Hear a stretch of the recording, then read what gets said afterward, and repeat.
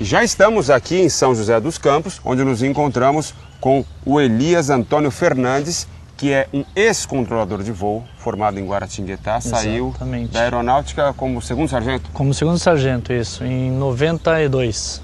E quando você começa como controlador de voo, você é necessariamente qual cargo, qual a sua hierarquia dentro da aeronáutica? Na formação militar você sai como terceiro sargento em Guará, né?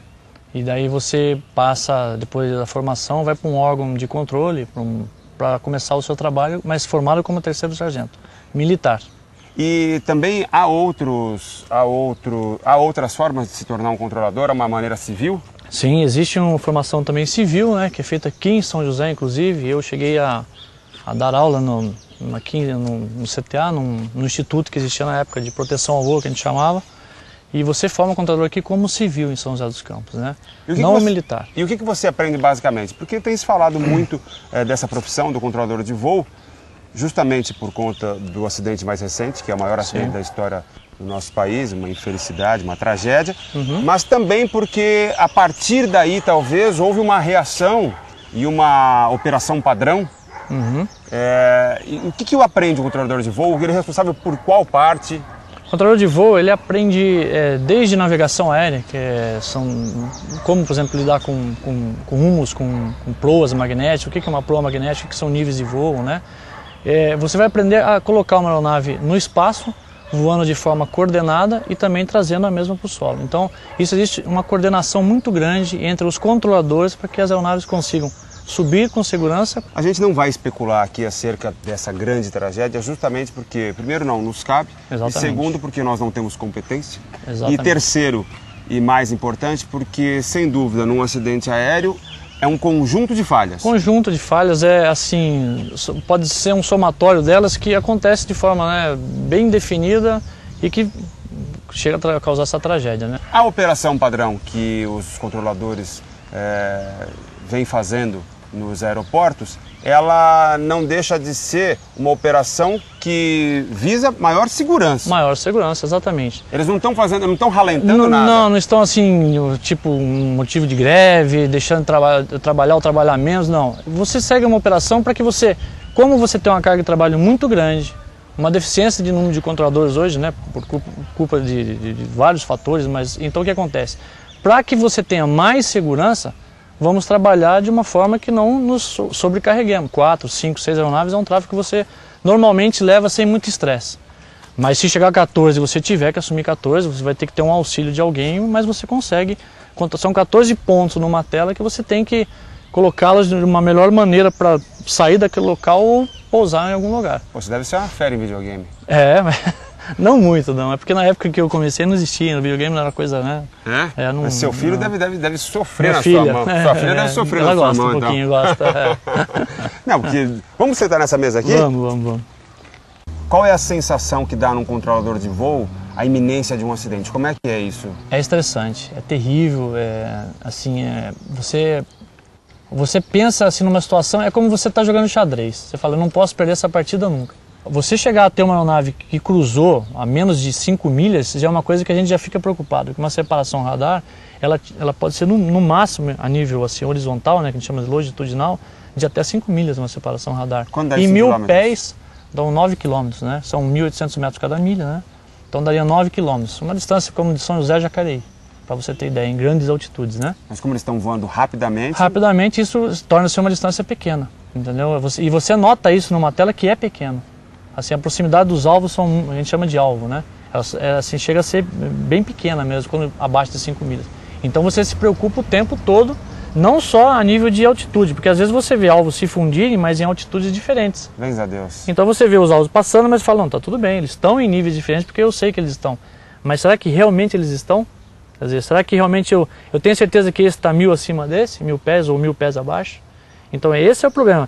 Eu vou passar 2 alvos um sobre o outro. Será que eles estão realmente em altitudes diferentes, um vacilo é fatal. Eu queria que você contasse a história sobre o rapaz que saiu, foi pra balada e deixou um faxineiro lá. O que é isso? Você gostou da história, né? Pelo amor de Deus. Olha, eu não sei se isso é verdade ou não, mas quando eu me formei, eu era novinho, tinha 20 anos, a gente chamava de novinho. Quando você sai da escola, você é chamado de novinho. Tá cheirando o armário ainda, almoxarifado por causa da roupa nova, né? Tinha um senhor de idade que ele já tinha sido militar por muito tempo, se aposentou e continuou como controlador civil, trabalhando com a gente. Então ele contava o seguinte, que tinha um cara que estava louco para ir para uma balada, e ele não sabia como fazê-lo, né? Poxa, tem um voo que vai sair 11 horas daqui de São Paulo, em Congonhas, isso. Eu não sei como fazer, como é que eu faço, como é que eu não faço, já sei. O faxineiro que vem toda noite que gosta de controlar o avião. Eu vou treinar esse cara para ele fazer só esse voo. Era um voo simples, o cara chamava em inglês, né?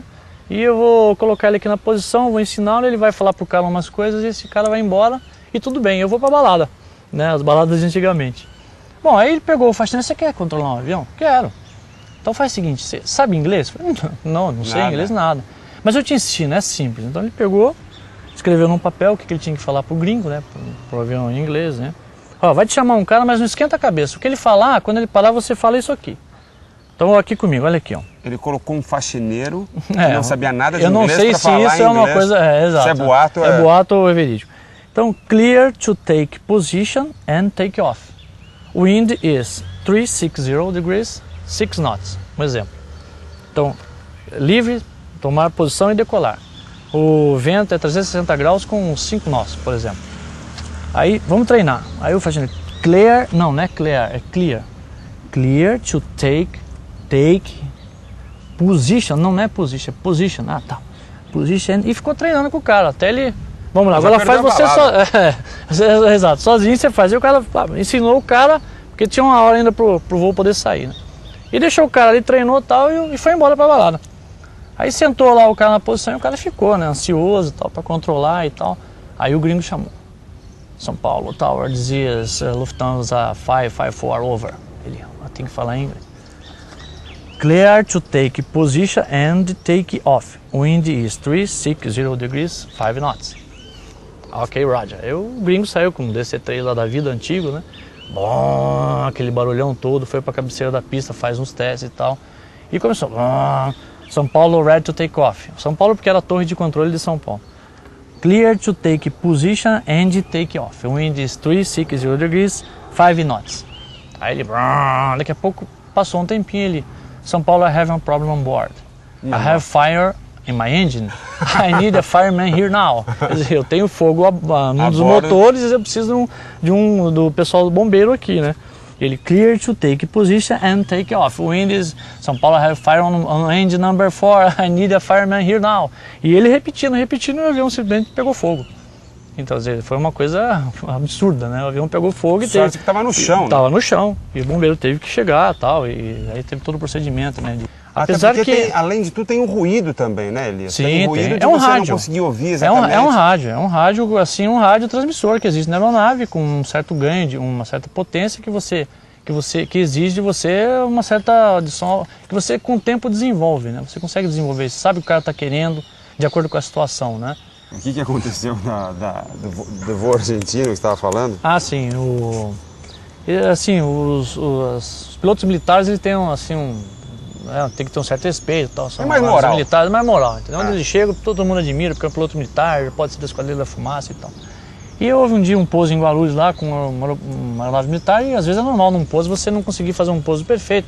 A aeronave sai quicando, a pista dá um bate com um treino de pouso, dá uma levantada, tenta corrigir, né, muito vento e tal. Pousa uma vez, toca duas, até que ele consegue pousar. E ele veio com dificuldade, pousou e daí um lá falou assim, pouso de merda, né? Na fonia? Na fonia, a gente ouviu isso daí, quer dizer, o amigo meu, porque eu não trabalho em Guarulhos, um colega ouviu lá e, bom, tudo bem. Aí ele acabou de sair da pista, taxiando, ele falou, ô Torre, eu tenho um probleminha aqui, eu gostaria de saber quem foi aí que falou que o nosso pouso foi um pouso de merda.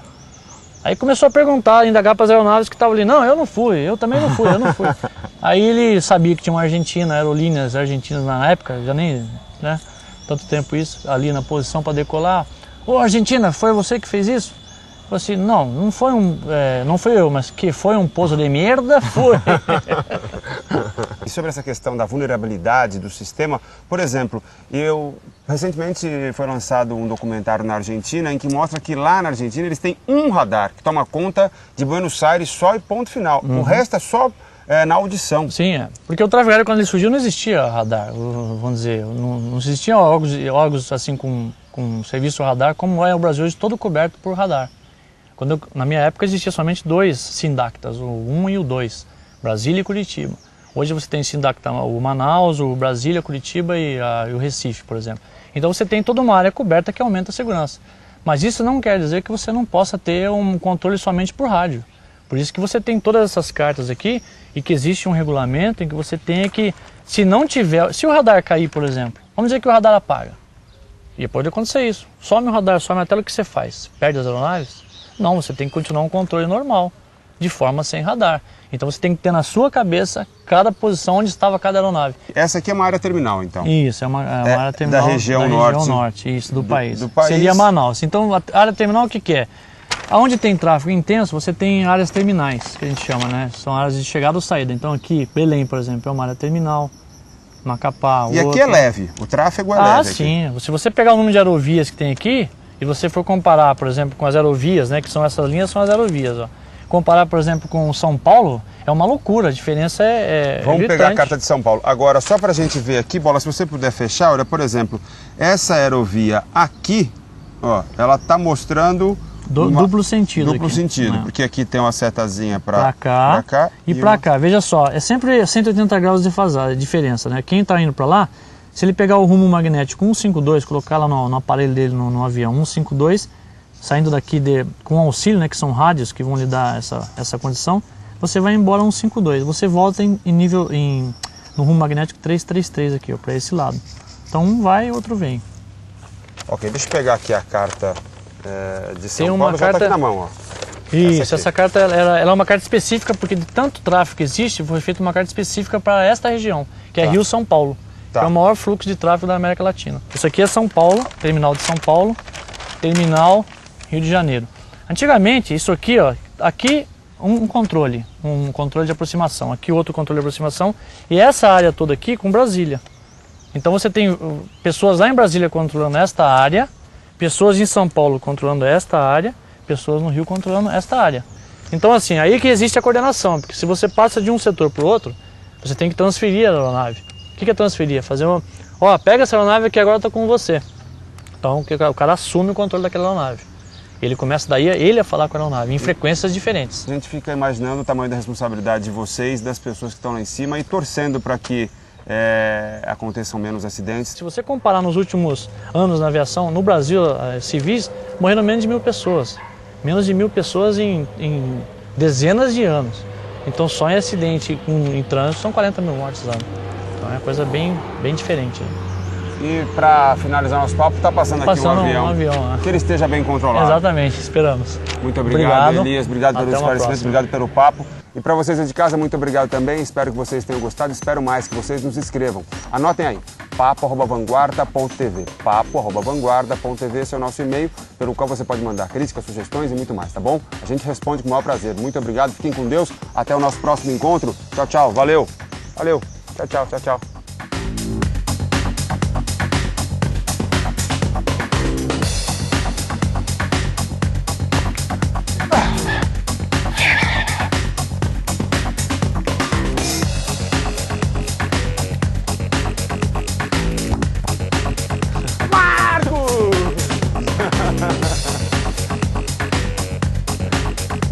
Vai. Parabéns. Quando o caboclo acerta, a gente tem que falar a verdade. Papo Vanguarda. Oferecimento Special Dog. Muito mais que um sonho. Alimento de verdade. Próximo domingo no Papo Vanguarda. Ela é cantora, atriz e é também Antônia Leila Moreno, no nosso papo. É isso aí, espero vocês no Papo Vanguarda. E um beijo, muito segredo de Leila Moreno, de Antônia, pra galera curtir. Podemos falar um obrigado? Obrigado! Até lá. Papo Vanguarda. Próximo domingo,